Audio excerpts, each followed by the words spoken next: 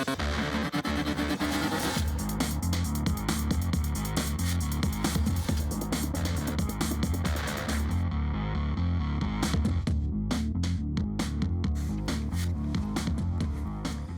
welcome back for another edition of SJHL Insider. I'm your host, Clark Monroe, here at the IKS Media Studios. It's going to be a fun show today. Just a couple of games earlier this week that we're going to recap you on. We'll look ahead to some stuff coming up because there is some stuff on the horizon that it's coming up pretty quick with the Western All-Star Challenge behind us. Obviously, the Junior A Challenge coming up next month. And we'll be joined by Carter Hansen of the Humboldt Broncos, who's actually going to be part of the coaching staff for that squad at the World Junior A Showcase, or Challenge, I should say, coming up in December. So that should be exciting. So we'll talk to him. Plus, he's an SJHL alumni, so we'll get his thoughts on his time in the SJHL and what it meant for him going forward. Of course, obviously, he's working in the league now, so it worked out pretty well, and it's a pretty cool story there with Carter. So we'll chat with him. We'll look ahead to the upcoming week and so much more. And a big Movember update as well. Movember update. We're rolling. Players and teams are fundraising, and it's going pretty well. So we'll update you on that as well. But first, let's thank our sponsors to start it all off. And we'll go with Cantera Seats, Canalta Hotels, Capital Auto Mall, SGEU, Sask Lotteries, UPL, who is the sponsor of all of our broadcasts, Chevrolet, Great Western, SaskTel, RBC, Saskatchewan Construction Safety Association, and Vaterstad. And with that, let's bring in the co-host today. I had him as Sneezy McGee last week. He hasn't been sneezing today, so that's gone.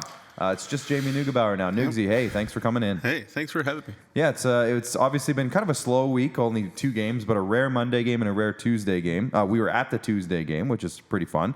So we'll talk about that. The barn burner that was the 1-0 game between Melville and Estevan. Yep. What else you got going on this week, Newsy? Despite only the 2 games, there's a lot of stuff seems to be going on. There's news, there's transactions. 2 different Team USAs were named for things, and they're both kind of interesting. Yeah. One is, of course, I'll just say it, whatever, the U.S. College Selects. We'll be playing at the Spengler Cup, and they're in the same group as Canada and Davos. If you don't know what the Spengler Cup is, it's kind of end of December, invitational tournament in Switzerland. Really, really good tournament. Really old tournament. I think the oldest hockey tournament in the world. Beautiful rink there in Davos. One of the coolest hockey tournaments in the world. And Josh Kotai, of course, Battleford North Stars legend. Talking about Keean Bell getting his number retired. Maybe Josh Kotai should get his number retired from a couple of years ago. He was named not Team USA, but the U.S. Selects roster amongst a bunch of other Canadians, by the way. Yeah. So I asked him if it was going to have to wear a Team USA jersey or whatever. He's like, I don't know, but play Canada first game. That'll be cool. I'm like, great, shut him down. And then obviously Team USA at the Junior A World Challenge. Was named. Lots of people asking when's Canada's coming out, and I'm like, I don't know. Yeah, that's up to Hockey Canada too. Yeah, Hockey Canada has to vet everybody. Yeah, we don't know. Yeah, but it's good. Team USA is very good. Yeah, you like NHL picks, got high NHL draft prospects. It'll be good. It'll be good. Well, we'll get to that a little bit more as we go, but let's kick it off with the hat trick. So again, there was 2 games this week, one on Monday, one on Tuesday. Let's have a look at the recaps now, of course, for Elk Ridge, the Elk Ridge scorecard. This is Tuesdays. We got Mondays. We want to flip that on there first. There he is. The Battleford's North Stars snuck out with a 4-3 shootout victory. It was a wild shootout, too, over the Kindersley Clippers. And then on Tuesday, like I mentioned, Nugsy and I were at this game, a 1-0 Melville regulation win over Estevan.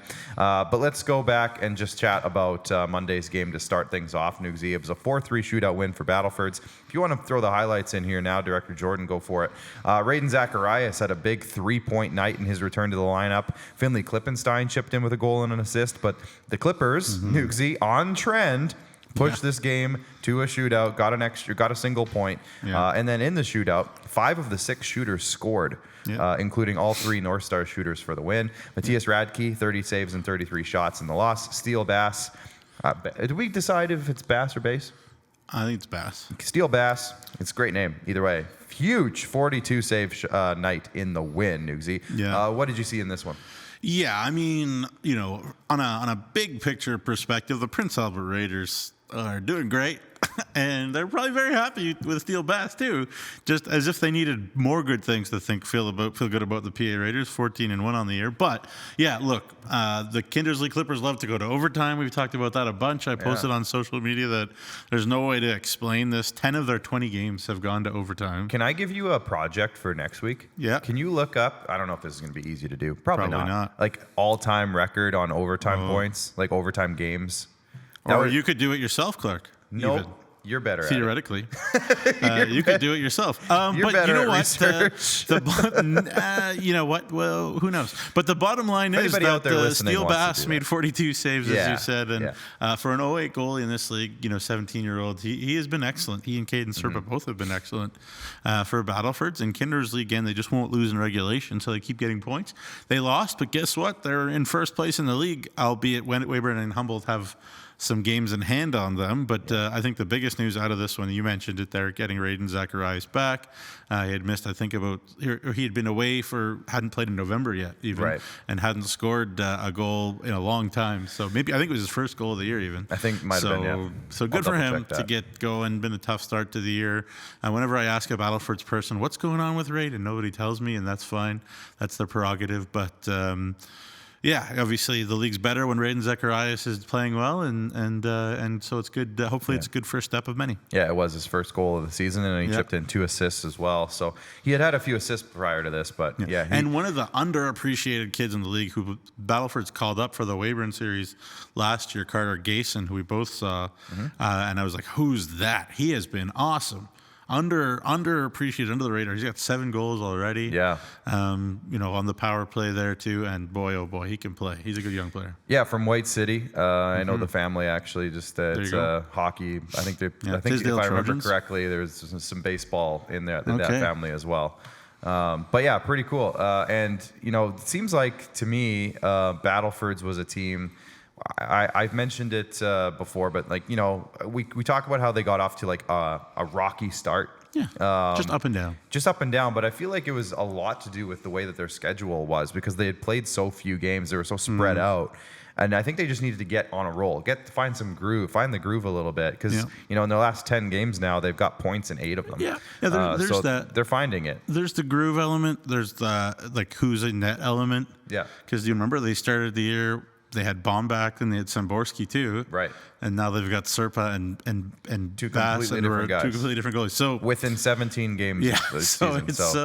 There's that too. So it's interesting. And new coach. And like you said, you mentioned Kindersley first place. We'll look at the standings, not right now, but in a second after we talk about this next game. And we'll kind of give you the picture of why. I'm not going to say there's an asterisk on them being in first place, but it's early in the season. Teams have played various amounts of games, and it's very tight. So we'll look at that in a minute. But let's go to Tuesday's game now. It was a 1-0 Melville win. We were in the building. We actually got a chance to talk with Doug Johnson after the game, and got some interesting thoughts from Doug. But rookie goaltender Noah Sinagowitz was the star of the show. He put up a 27-save shutout against a Bruins team who did feature some top scorers in the league on their team. And they had their chances. We see one right here. Nathaniel Harvey early on in the game, a breakaway chance that Sinagowitz was able to stop. There was a couple chances point blank right in the slot that he was able to stop. The Bruins hit a post or two, which always has to, anytime you get a shutout, you usually have a little element of luck in there. So there's a post or two that was mixed in there. But Nathan Cam, on the other end, also played pretty solid. 22 saves on 23 shots. And Matthew Edwards is coming up here in a minute here. The lone goal you'll see in just a moment for the Melville Millionaires to give them the 1-0 lead, kind of in the third period. But there wasn't a ton of grade A scoring chances. And I was talking to a Bruins fan about this game, Nugsy, because obviously he was like, what did you see out there? And I said, Estevan didn't play too bad. No. Melville, though, and we talked to Doug Johnson about this after the game, Melville's just so big. Yeah. Overall, you don't have much room out there. It's physically just, there's so much of Melville out there because they're all so huge that if you aren't super sharp on your passes, super speedy, beating them in those types of board battle moments, it's really hard to win a board battle when you're facing a guy 6'3" all the time. Yeah. And that's 90% of their team. Yeah. So that's what I saw. I saw a really, really solid, just shutdown style of what we expect from the Melville Millionaires. Estevan didn't play that bad, though. They just couldn't get anything past Sinagowitz, and they couldn't get anything kind of cooking. Yeah. Well, when did Estevan generate their best scoring chances? Early. It was off the rush. Off the rush, yeah. And Nathaniel Harvey is awesome. He looks really good. He is quick. He is right on it. His instincts, his ability to anticipate is really good and at a high level. Clearly, you could see why he played a bunch in the QMJHL. Yeah. They hit a couple posts at Estevan too. Interesting to see, can this Estevan team adapt when the game isn't off the rush, when games aren't off the rush? How many times do you go to Melville or watch a game in Melville and the game looks like this? Yeah. Like the game just isn't off the rush and it is organized. And like there's so many situations you watch the Melville Millionaires where there's a 50-50 puck, there's a battle, deep. You see their guys are backing up already. They will not be caught. They're so disciplined. Very. So it's so hard to catch them in that kind of a game model and make the game that way. They'll play their way, and you have to so often beat them at their game. When it gets open, when it's off the rush, then I would say that their foot speed maybe isn't the best in the league. So it's it's a real game of, can you make them play your game, and then if you can't, then can you beat them at their game? And they're good at their game, and that was it, right? And again, you mentioned Noah Sinagowitz. He was good. I think Melville didn't even have that many scoring chances either. No. But good for Matty Edwards. Get off the schneid, just bang a greasy one home, and Doug Johnson, was mostly happy as Doug Johnson could be after it. So yeah, and we saw 2 power plays for each team. Both of Melville's power plays came in the first period. Both of Estevan's came in the second period, and then the third period was just clean. It was a lot of back and forth. There wasn't a ton of stuff getting generated because it was such a tight game. And I think Melville only had 4 shots in the third period too. Yeah. They were clearly in shutdown mode. But for Estevan, there's some new faces in this lineup too. You see Lachlan Teterenko. You mentioned Nathaniel Harvey. They played on the line for a lot of the night. Yeah. Really liked that line, by the way. I like what they got. They're kind of you remember? Well, you will, because they played with Getzlaff. Played with Getzlaff. And you remember years ago in the World Juniors every year, they would always come up with, who's the energy line? Who's the energy line? Jordan Tutu. And it was always Jordan Tutu and those guys. They seem like a kind of line that's the energy line, where they're generating forecheck, they're generating some offensive turnovers. It looked like that was kind of their line. I think you and Rennie, Rylan Williams, they just didn't have a ton of space. Cash Olsen played well. I think the line played well. They had the puck in the offensive zone a bunch. They just couldn't quite find the seams. And so, like you said, it wasn't off the rush. Now it's going to be Ken Estevan, who's, I'll say, a generally smaller team, just compared to Melville. Compared to Melville. Most people are, right. Yeah, exactly. I shouldn't even say Estevan specifically. 80% of the league is smaller than Melville. But when they come up against an opponent like that, like you kind of mentioned, how are they going to be able to generate that offense when they can't outskate a team, which they usually can? It was a good game. It was fun. It was a different style of fun, but it was still a fun game. It was gritty. It was gritty. It's a goalie duel, and it was, I wouldn't even say it was. I wouldn't say it was a goalie duel. Yeah, because a goalie duel means there's a lot of chances. Yeah, and they're making some big saves constantly. But guys were competing. Yeah, like both teams really competed. It was one of those games where it's like, who's going to crack first? Who's going to make that mistake that's going to lead to something, right? So I think it was. That's pretty much it for it. Let's go to topic number 2, I think, here in Nugsy. We'll have a look at the league standings. And this is what we were talking about earlier, just in terms of where things are at with Kindersley and Humboldt. Humboldt has won 7 games in a row. They haven't played in like a week and a half. They're going to play this weekend. With a couple new faces. With some new faces. And we'll get to that in a sec, because they have added a couple of players and possibly some really impact players. So we'll talk about that. But Kindersley has played now. They've played a lot more lately. So they've been able to sneak past Humboldt, who's just been dormant. Very similar to when Weyburn was in first, and then they just didn't play for 2 weeks, and then they lost it. So Humboldt and Weyburn have now played 3 and 4 games fewer than Kindersley. Kindersley has the most games played in the league. So yes, they're in first, and again, I'm not putting an asterisk on it or anything, but they're in first. But yeah, there's a lot of games in hand right below them. So we'll see how that plays out in the next week or so. Kindersley is playing Estevan in a doubleheader this weekend, Nugsy, so that should be an interesting kind of one of those testing grounds, I think. So Kindersley, Humboldt, Weyburn, and then Nipawin, Flin Flon, Yorkton are all tied with 21 points. Again, of varying amounts of games played.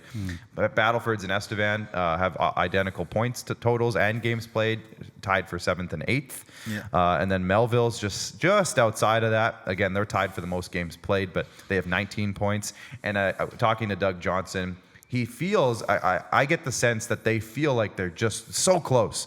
They just can't seem to figure out what that little piece is. Yeah. And they've made some tinkers to their roster too, so we'll see what happens there. The Brendan Olsen era being over. Yeah. And then Melfort, actually, sorry, Ryan, can you just throw that up for like 14 more seconds?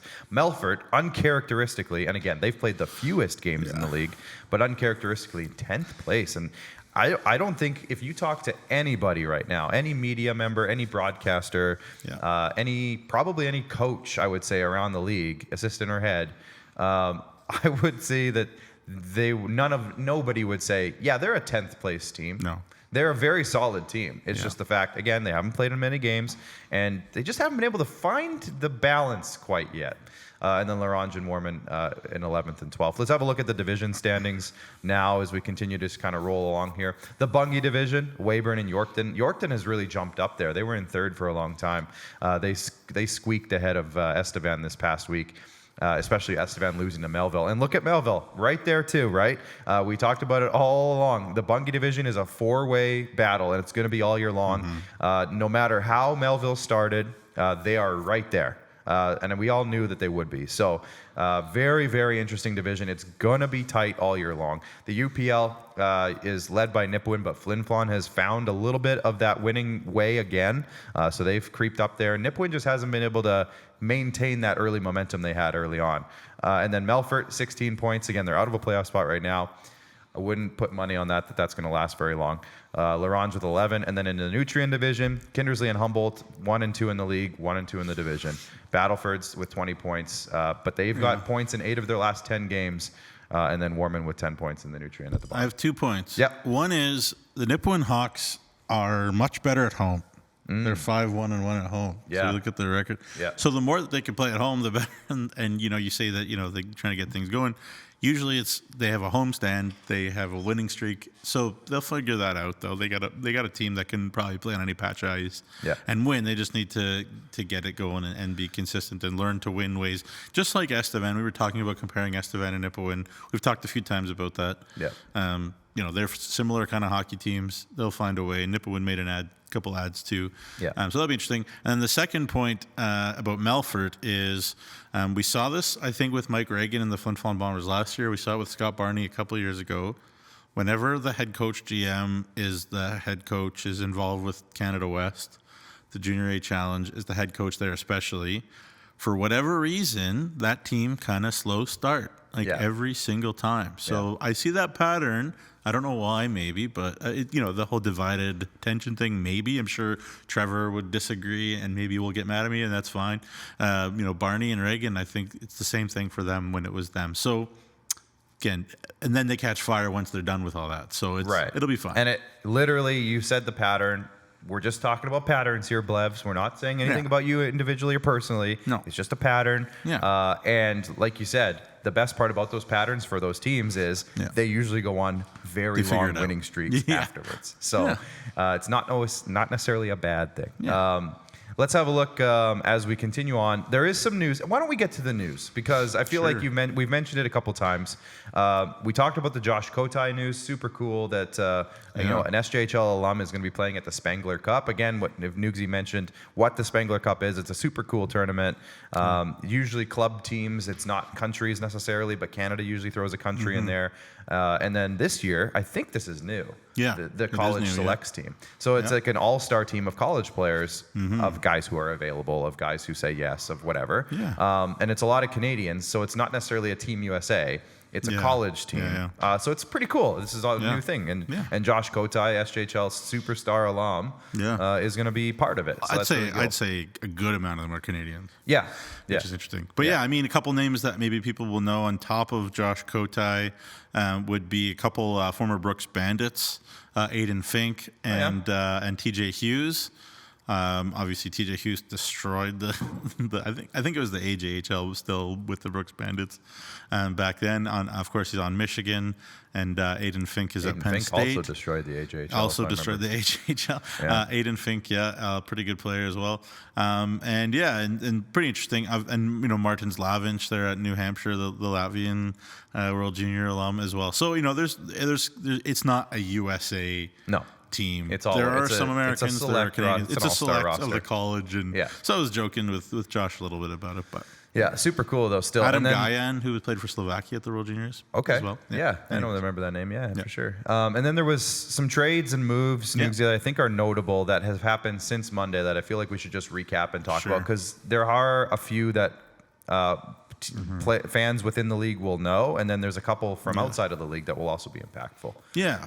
Well, Nipawin and Melville obviously made the trade where it was an SJHL guy for an SJHL guy. Yeah. Big forward Jack Drake, 06, is going to Melville. Brendan Olsen the other way. It's reported some places that Jaden Krause, the goaltender for the Brandon Wheat Kings, is part of that deal as well. His rights.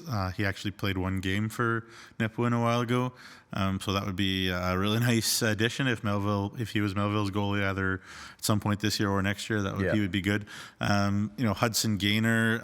We always talk about this Nipawin decor, whether it's unheralded or not, but they're added another guy. AJHL experienced D-man, and the Humboldt Broncos made a few potentially big adds. The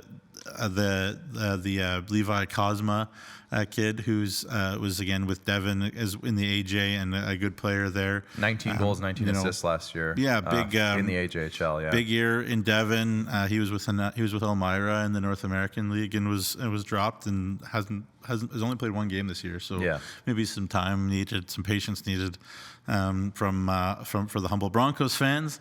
And Owen Phillips from he was with the Erie Otters last year in the OHL and big boy and Ottawa native, and so again the Humboldt Broncos adding some veteran guys with some experience up front to maybe try to support Jacob Streetsy and company offensively, because they got a lot of guys who are heart and soul and whatnot, but maybe a few more pure scorers. Not that they're having any trouble in any kind of category, but the rich get richer. Yeah, for sure. And then there was a move in Larange, Nugsy, that it seems like I think it's complete and handled and everything's good, but Nikita Kulikov, who had a little cup of coffee in Kindersley, was it last year or 2 years ago? Last year, yeah. Yeah, so he was there last year. He's going to be heading to Larange, and I think everything's settled, so he should be in the lineup, I would say, before too long, hopefully.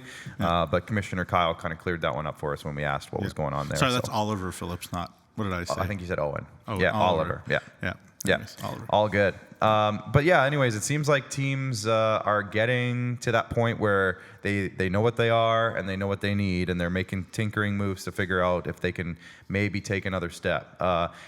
And one thing that the Nipawin Hawks posted an article about the Brendan Olsen trade, just because that was a very significant, inter-league trade, I should say.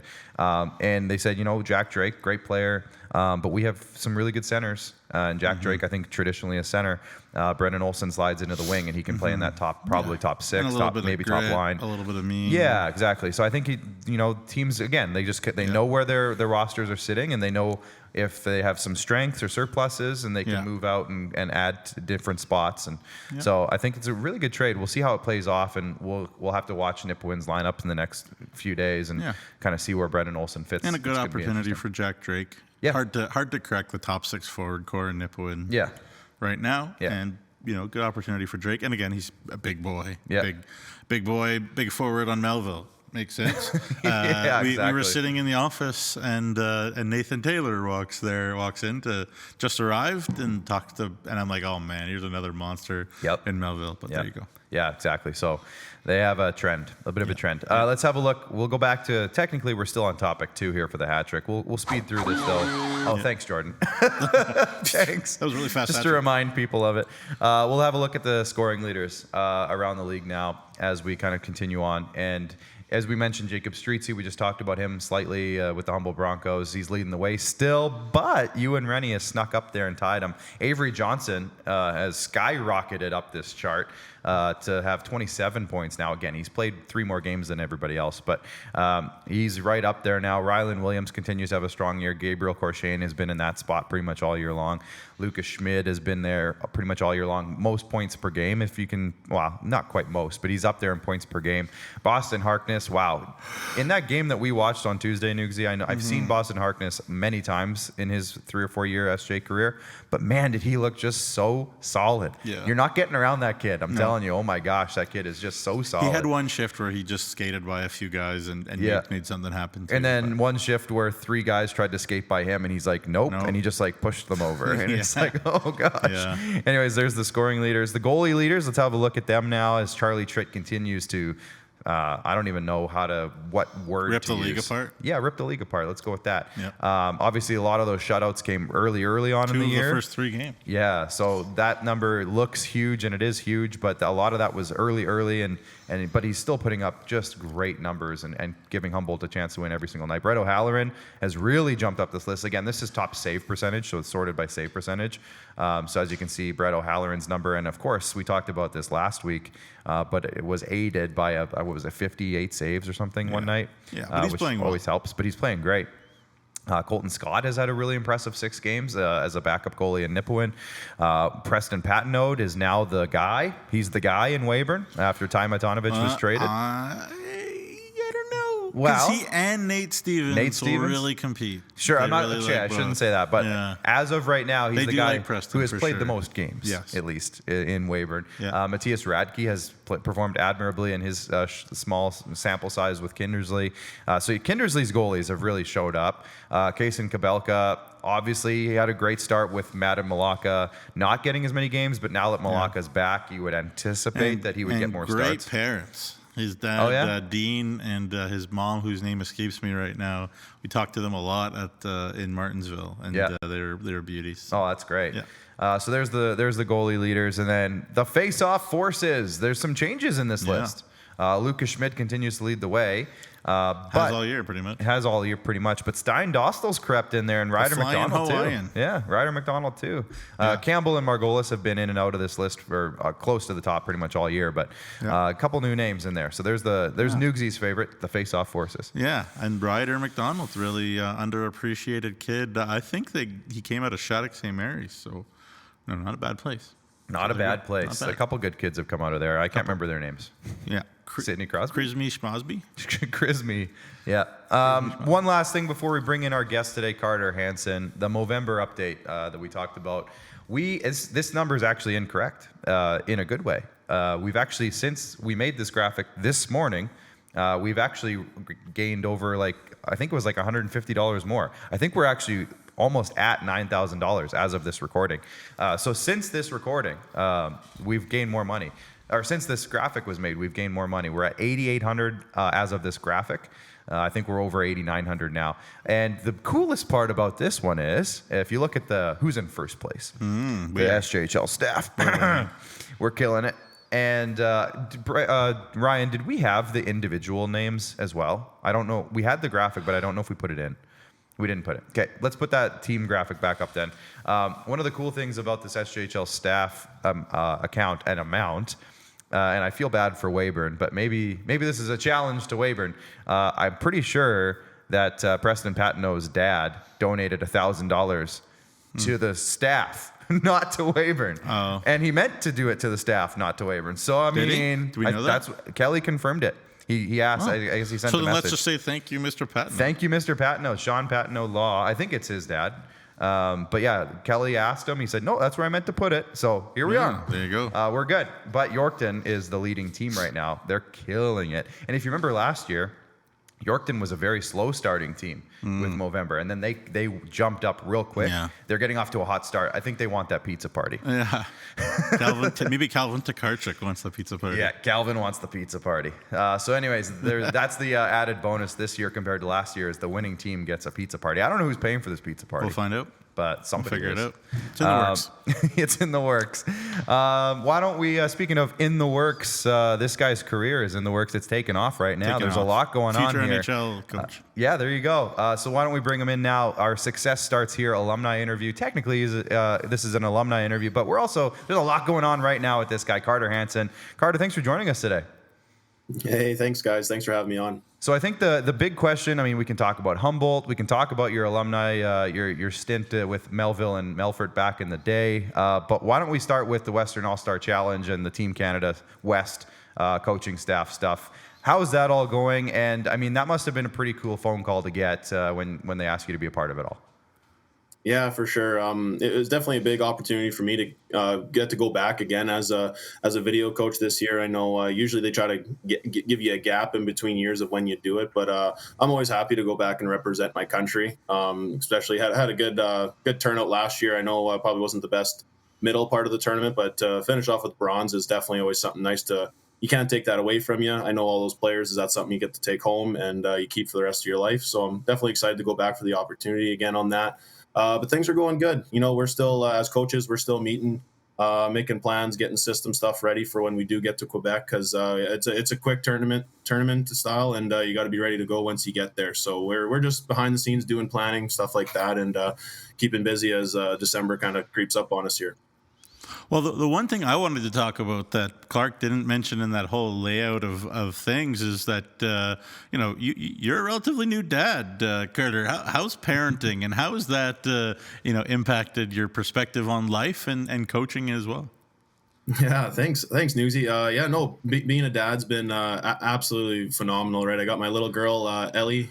She's turning 2 here in January. It's been an eye opener, right? You think you're busy, you think you're tired, and then you become a dad, and your whole world is flipped upside down, right? So it's been fantastic. Just having my wife, Bobby Joe, and Ellie, they come to pretty much every game at home here, so it's been quite the experience.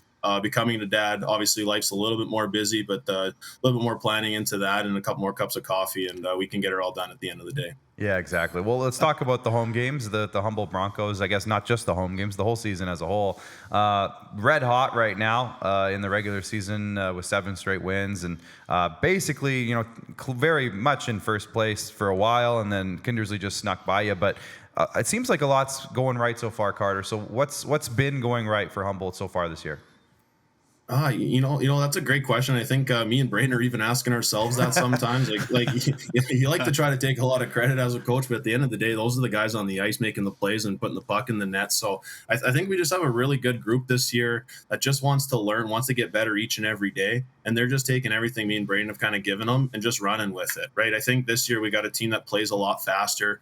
Has a lot more, I guess, plays being made, not so much north-south, trying to grind you down and beat the puck into a square and beat it into the net as well. So I think we're making a little bit more plays that way, playing a little bit with more speed this year.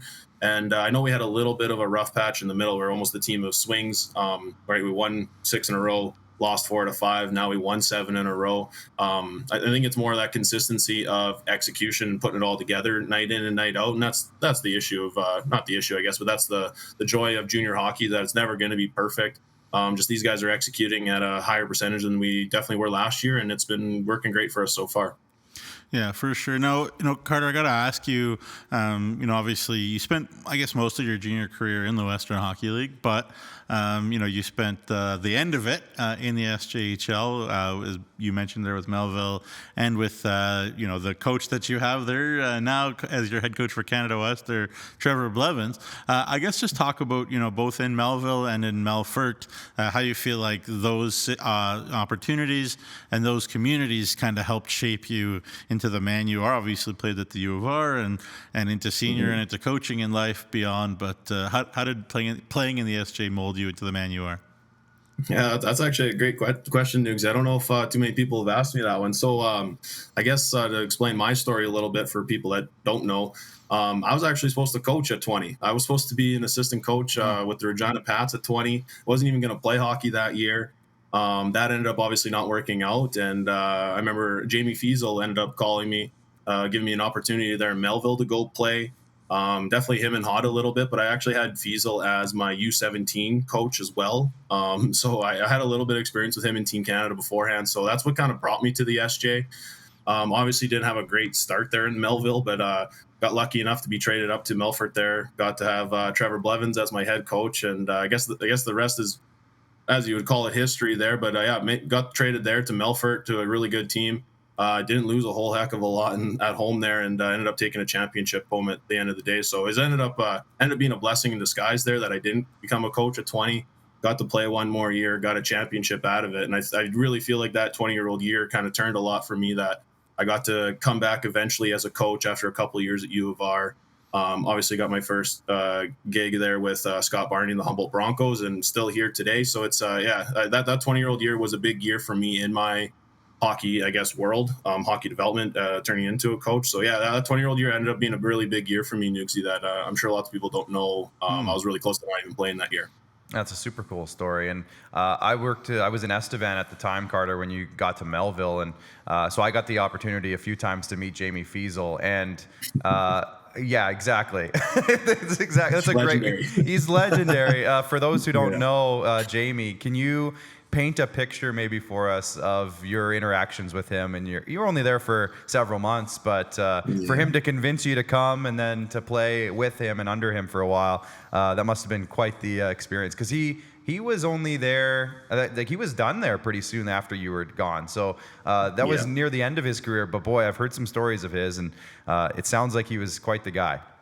Yeah, with Jamie there, he was a guy that brought energy each and every day. He always had some sort of story from his playing career, or just he had stories out the yin yang that he would bring up all the time. Sometimes he'd be throwing on the old Jofa helmet, or he would have the fake hair on top, or even the one time he played an old commercial of him in Germany that he was in when he was a player. So he always came to the rink with a ton of energy.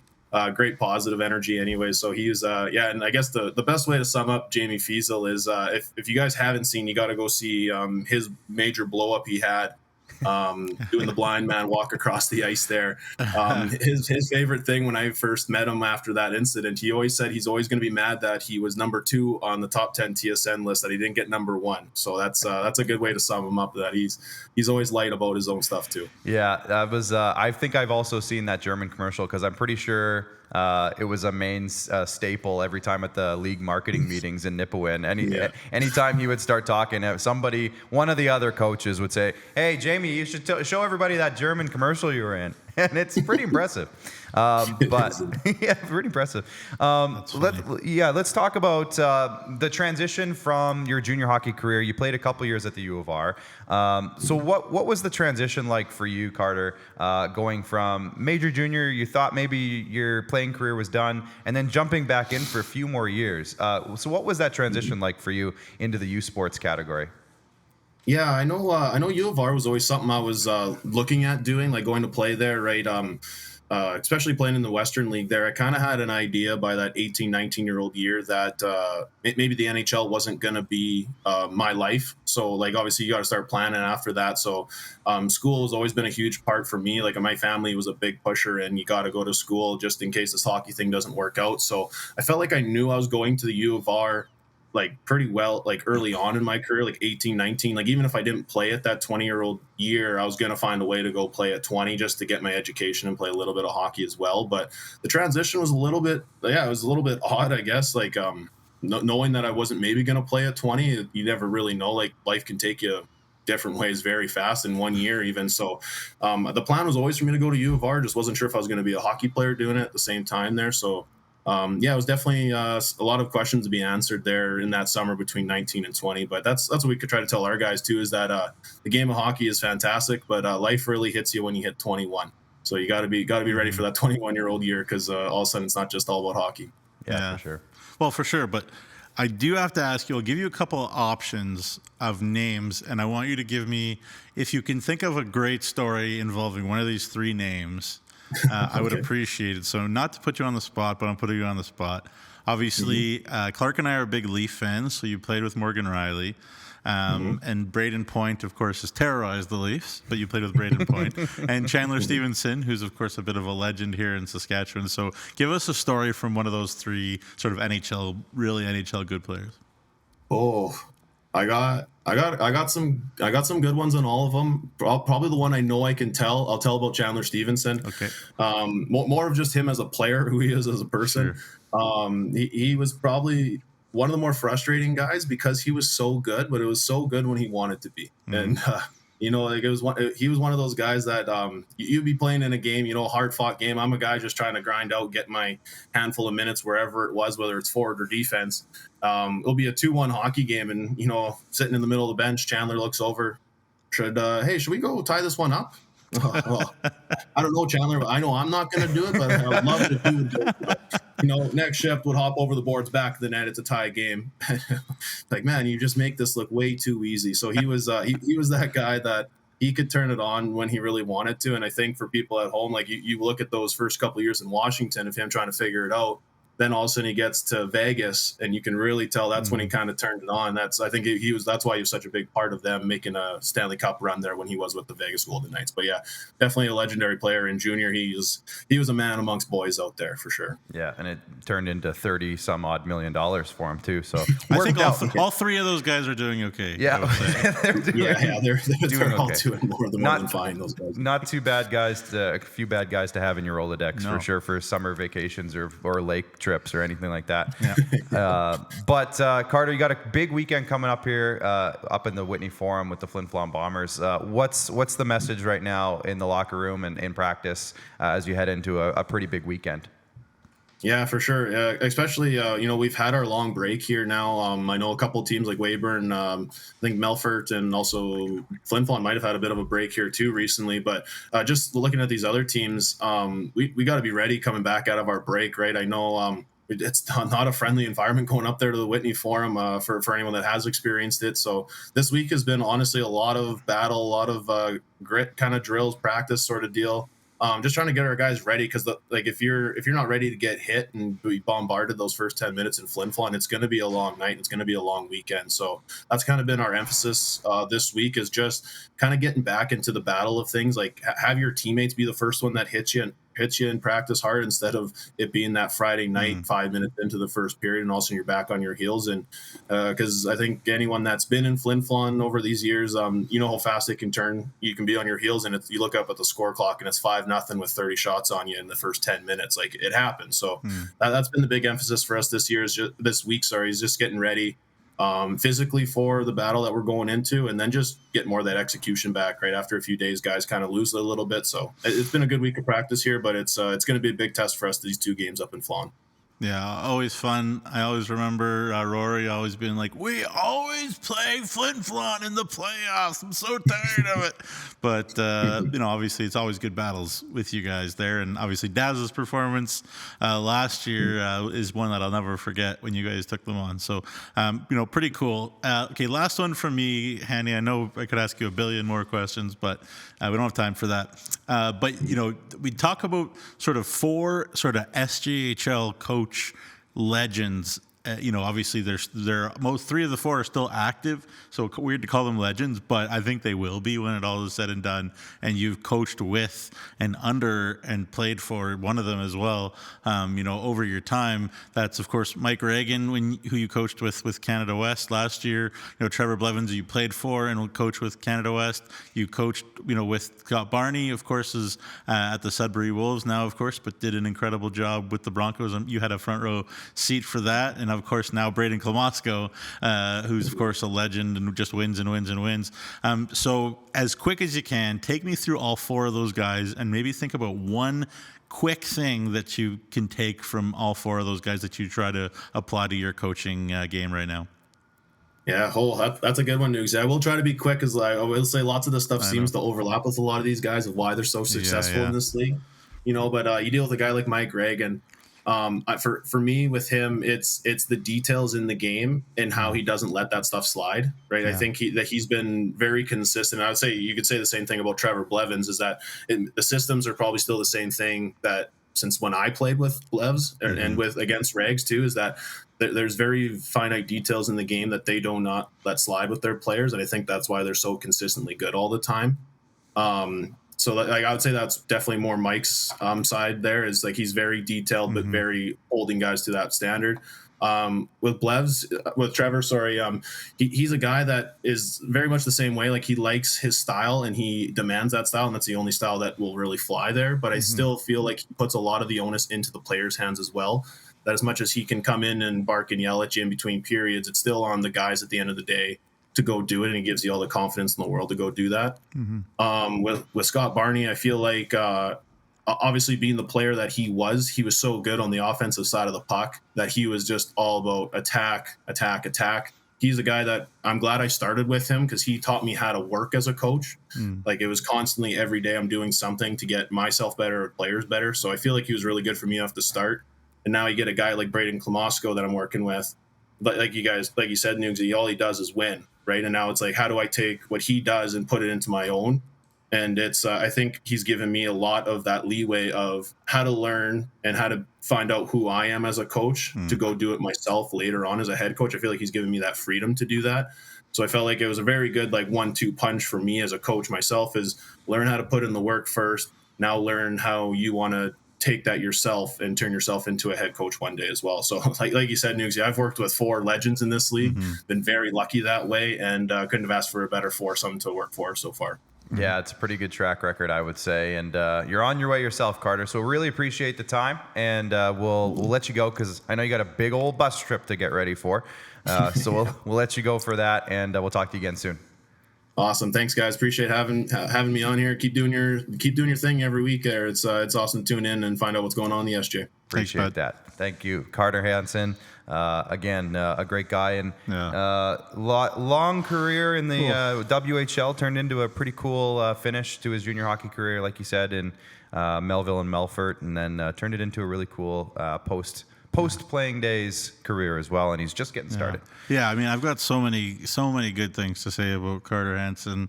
So insightful there. Really appreciate that. I'm sure everybody who listened to that interview at home thinks the same way.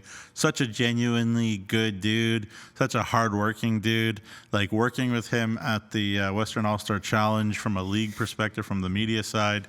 He's not just like when I ask coaches for this or that, they're usually like, here's your help, whatever. This guy's like, oh yeah, for sure. And then can I help you with this? And can I do that? He's like extra, like over the top, genuine, good dude and hardworking and trying to make everybody like servant of other people, makes other people's lives easier and better. There you go. So, I've just got so many good things to say about Carter Hansen. A lot of good things. That's perfect. Yeah. And we mentioned his trip up to Flin Flon coming up. Why don't we have a look at what's going on this weekend? There's 4 games on Friday, 5 games on Saturday. So here we go. On Friday, Nipawin is hosting the Melfort Mustangs. Weyburn's going to be hosting Mormon in a 2-game series. The Humboldt Broncos, like I mentioned, will be in Flin Flon to take on the Bombers. And Estevan will be in Kindersley for a 2-game set. And then on Saturday, Battlefords will be taking on Nipawin. Warman will be in Weyburn once again. Humboldt will be in Flin Flon once again. Estevan will be in Kindersley once again. And then Larange will be back on the ice. If they haven't played since November 5th. So they'll be taking on Melfort that night in Melfort. So it's going to be a good weekend. 9 games, Nugsy. What stands out when we talk about the weekend here coming up? Yeah, I mean, again, I'm always interested to see the Weyburn Red Wings. When they come back home. They have Warman. They had some emotional games there against Melville, emotional games against Estevan. I think the more Brett Pilkington kind of changes this team, the culture of this Warman team, the guys on that team are young, they get experience. They'll be harder and harder to beat, harder and harder to play against. You'd think so. The Weyburn Red Wings, I know Cody Mapes won't let them slip. And, I kind of hope for the league perspective and for the Warman community perspective that they can find a way to get some results they've had some good performances, but turn into good results. Vinny Palmerine's playing great. I don't think they'll have Tate Timmerman available this weekend. I think he'll be in the Western League with the Saskatoon Blades. So Griffin Wright, if you were asking for some time, here's some time in Weyburn. Not too hard, not too bad. So It should be an interesting weekend there in Weyburn. Yeah, and 2 really, really interesting weekend doubleheaders for me is Humboldt and Flin Flon, and then Kindersley hosting Estevan. Those are 4 teams that I think have a lot at this point. Kindersley has shown that they can be there and do that, but it's 4 teams I think that want to prove themselves a little bit. So it's going to be a big weekend for all 4 teams and a really interesting 2-game set in both towns. Humboldt and Flin Flon have been as hot. Like maybe the two hottest teams in the league right now. Yeah. Should be fun. And Kindersley, like I said, they're in first. They want to prove that they can stay there. And Estevan, I think they still feel like they're a top 5 team, so they want to get back to that conversation as well. So it's going to be a great weekend. With that in mind, make sure you follow all of our social media channels. That's our YouTube page, of course. Make sure you hit that subscribe button, especially if you're watching this show right now on YouTube and you haven't subscribed, please do it. It really helps us out. Facebook, Twitter, Instagram, TikTok, and of course, get your Flow Hockey subscription if you haven't already. You can watch every single minute of every single game if you get your subscription. So make sure to do that. Nugsy, appreciate all your hard work and effort, and thanks for coming with me to Melville on Tuesday night. Thank you. I think we're going to maybe be trying to get to a game next week as well. Maybe. So hopefully we'll get to do that. Hopefully the weather allows us. Yes, hopefully it stays like it is right now. It's pretty nice right now. Let's just I keep heard it it's going. not supposed to. But great. Hope I'm wrong. Great. Appreciate Director Jordan and graphics producer Ryan in the back. Appreciate you guys. Kelly Lewick in the upstairs. There they are. Kelly Lewick upstairs is back after he was away for a couple days doing some stuff, some work, and whatever he was doing. So he's back, and he's full on Movember mode. Like, he was already reaching out to teams. He's already trying to get teams to get their fundraising efforts going. So again, one more quick mention of that. If you want, ca.movember.com and search Saskatchewan Junior Hockey League. Search all 4 words, not just SJHL. You probably find it if you search SJHL, but it's easier if you just type all 4 words in there. Find one of your favorite teams or the staff, the SJHL staff. And if you can, please help us out by donating. We want to get back up to that $21,000 mark we were at last year, maybe surpass it. That would be awesome. We're already almost at $9,000, and we're, 13 days in. So we're almost halfway to our goal. We're almost halfway through the month. So let's get that going. There's a couple of teams that have not started yet. I don't know can we put that team leaderboard back up, Ryan? Because there's a couple of teams. Look at those last 3. Now, I'm pretty sure one of those teams got a donation, because I think there was 10 of the 12 teams, if I'm not mistaken, had some money on them. So I'm pretty sure some of those teams have jumped in. But let's get those teams going.